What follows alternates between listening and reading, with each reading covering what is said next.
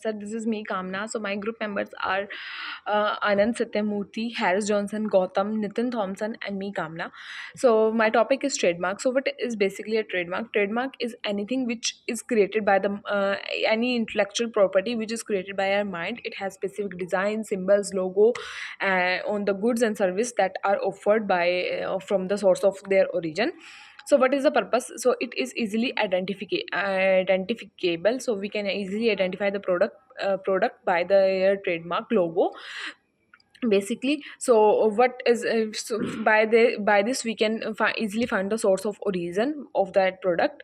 Different distinguishing, so it help trademark helps the business to differentiate their product from the other competitors. Protection, so what is the product in protections? It guards that your product and your brand will not be misused by another party.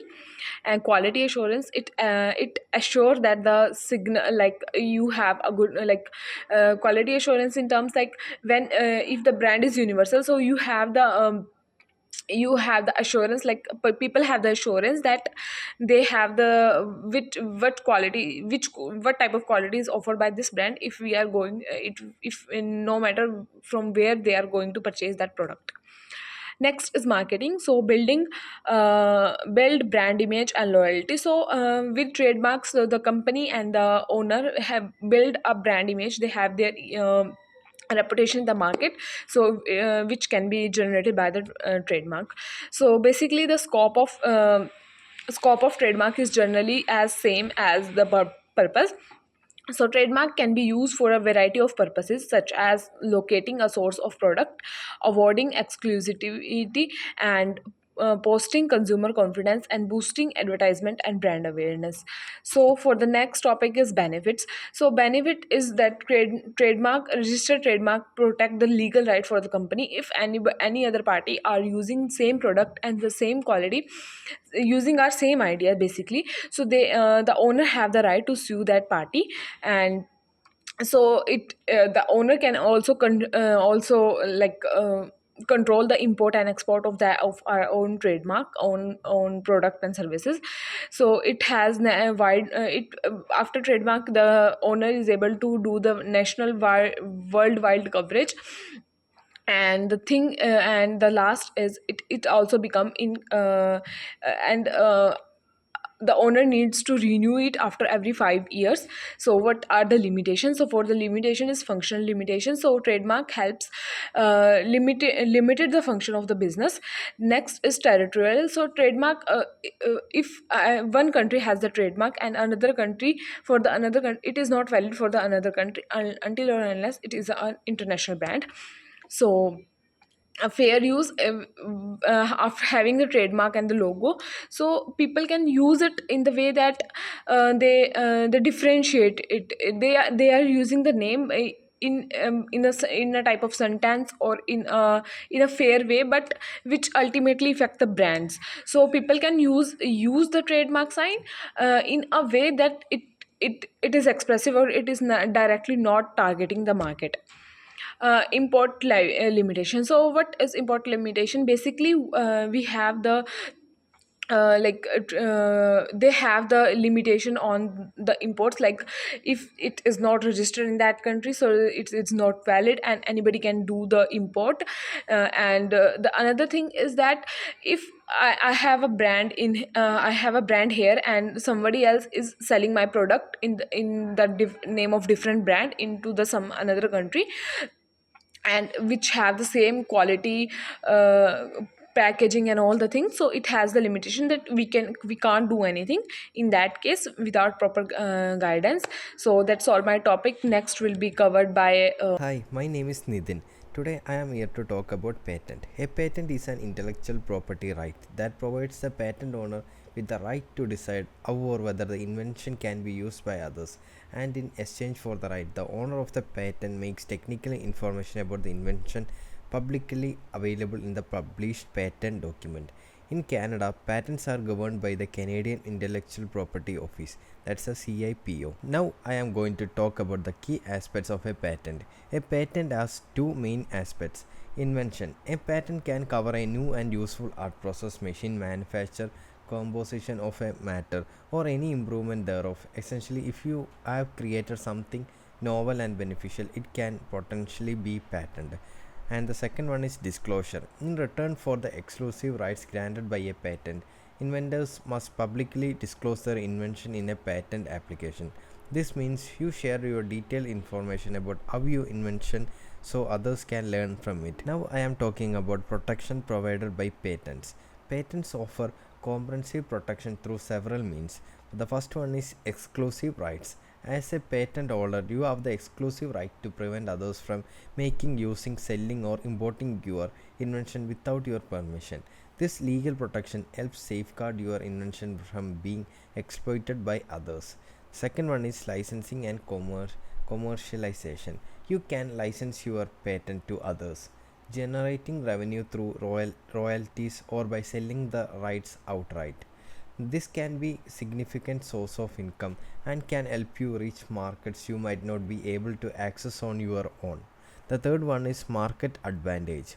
Having a patent gives you a competitive edge. It can deter competitors and make your product more attractive to the investors and customers as it signifies innovation and uniqueness. Now I am going to talk about the validity period and exceptions of patents. First I am talking about validity period of patents. In Canada, patents are valid for 20 years from the filing date. 20-year term. The long period of exclusively allows inventors to fully capitalize on their invention. You have 2 decades where you can control how your invention is used, which is plenty of time to benefit commercially. The second one is maintenance fees. To keep the patent in force, you need to pay annual maintenance fees. These fees ensure that the patent remains active throughout its 20-year term. The next one is expiration. After 20 years, the patent expires and the invention enters the public domain. This means anyone can use the invention without needing to get permission or pay royalties. This balance helps foster further innovation and accessibility. Now we can talk about the exceptions and limitations of the patents. While patents provide strong protection, there are some important exceptions and limitations to be aware of. Research exemption. The use of patent invention for experimental purposes is generally allowed. This means researchers can experiment with your own invention to develop new innovations or improvements without infringing on your patent. Prior use. If someone was already using your invention before you filed your patent application, they have the right to continue using it. This is known as prior use exception. The third one is government use. Under certain circumstances, the government can use patent innovations without the patent's holder's permission. However, they typically provide compensation to the patent holder for such use. The provision ensures that critical needs like public health and safety can be addressed without unnecessary delay. Hello everyone and welcome to our segment on copyrights. Today we will examine the protections provided by copyright, the right of creators, the extent of copyright protection, and the last one, the notable exceptions. So let me introduce the introduction of copyrights. Copyright is a legal right that grants creators exclusive control over their original works. This includes artistic, musical, and dramatic creations. The protection starts automatically when the work is created and fixed in a tangible form. Copyrights protection. Copyright provides several key protections. It gives creators exclusive rights to reproduce, distribute, perform, and adapt their works. However, copyright does not protect the underlying ideas, only the specific expression of those ideas. Creators have both economic and moral rights under copyright law. Economic rights include the ability to make copies, distribute, perform, and create derivative works. Moral rights involve the right of attribution, ensuring creators are recognized, and the right to integrity, protecting the work from distortion. Copyright protection typically lasts for a life of author 50 plus years. For works with multiple authors, protection extends 50 years after the death of last surviving author. Anonymous works are protected for 50 years from the date of publication or creation. Notable exceptions. Notable exceptions to copyright protections include fair dealing and public domain.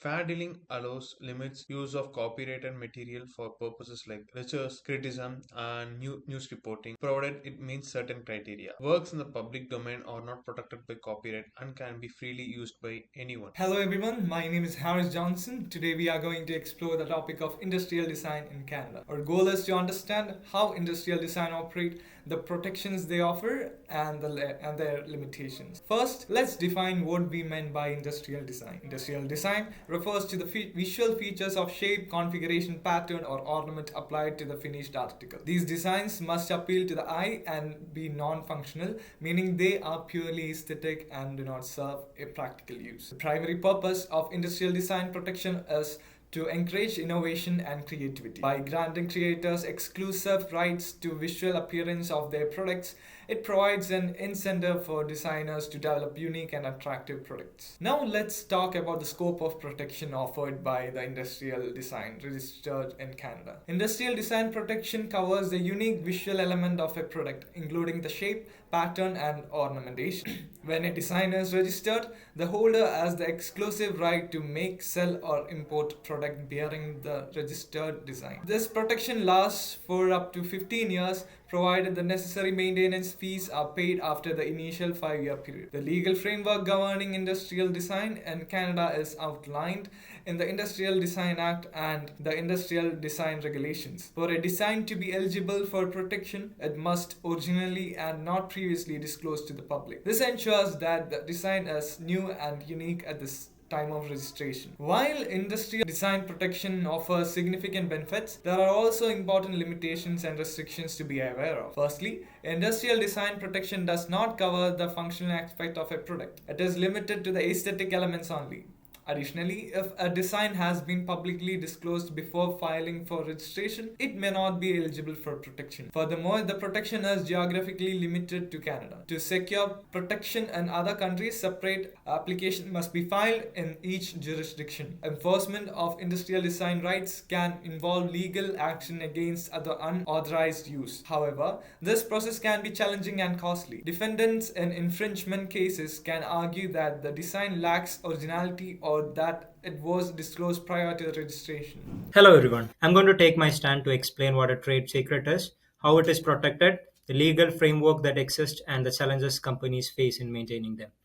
Definition and importance. Trade secrets are confidential business information that gives a company an upper hand.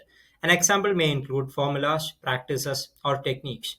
One of the famous ones include the recipe of Coca-Cola and the search algorithm employed by Google. They are very important in maintaining a competitive advantage and will last as long as they are kept secret. Legal protection. In Canada, the common law protects trade secret. It is always the case that many companies, alongside rigid security measures, use NDAs to protect secrets. Unlike patents, trade secrets do not need registration but rely on not being divulged. Legal remedies for infringement. There are remedies available to companies if a trade secret is misappropriated, which may include injunctive relief, damages, and an account of profit. These give support in mitigation the damage caused by unauthorized use or disclosure of any trade secrets. Challenges of trade secret protection. There is a huge problem in maintaining the secrecy of trade secrets. Companies are required to invest in security measures and employees training. Employee mobility can be a problem because when they leave, the departing employee may take this valuable information with them. Non-compete clauses and NDAs might help, but have to be carefully crafted in order to be effective. It can also be very difficult and thus costly to enforce trade secret protection. To support our research, we have referred credible sources such as Industrial Design Act and the Canadian Intellectual Property Office, the World Intellectual Property Organization, Oster LLP, and Gowling WLG. Links to these sources are provided in the presentation for further reading. Thank you so much.